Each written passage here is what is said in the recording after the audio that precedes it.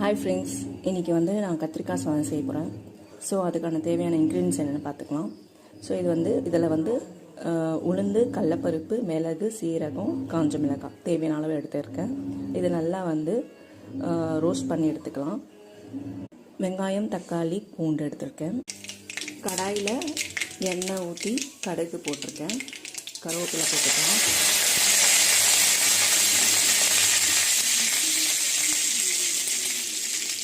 பூண்டு போட்டுக்கலாம். வெங்காயம் போட்டுக்கலாம். அதை நல்லா வதக்கிக்கலாம் பொன்னிறமாக.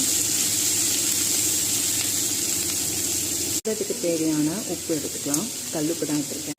ஸோ இந்த ஸ்டேஜில் தக்காளி போட்டுக்கலாம். நல்லா வதக்கிக்கலாம்.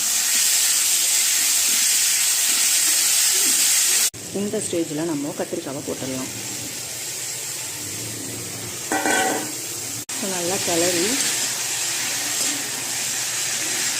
கொஞ்ச நேரம் மூடி போட்டு வேக வைக்கலாம். ஸ்டேஜில் நம்மளுக்கு தேவையான மிளகாத்தூள் போட்டுக்கலாம். கிளறி விட்டு திரும்ப மூடிடலாம். ஃபஸ்ட்டு காட்டின உளுந்து, கடலப்பருப்பு, மிளகு, சீரகம் எல்லாத்தையுமே பவுடராக இது மாதிரி ஃபைனாக நம்ம ஆக்கிக்கலாம். நம்ம வந்து அரைச்சி வச்ச பவுடரை போட்டுக்கலாம். கலந்துக்கலாம்.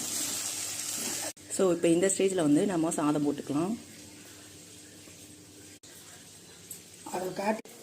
இதுதான் ஃபைனல் டச்சு. கலந்ததுக்கப்புறம் இந்த பிளேட்டில் சர்வ் பண்ணியாச்சு.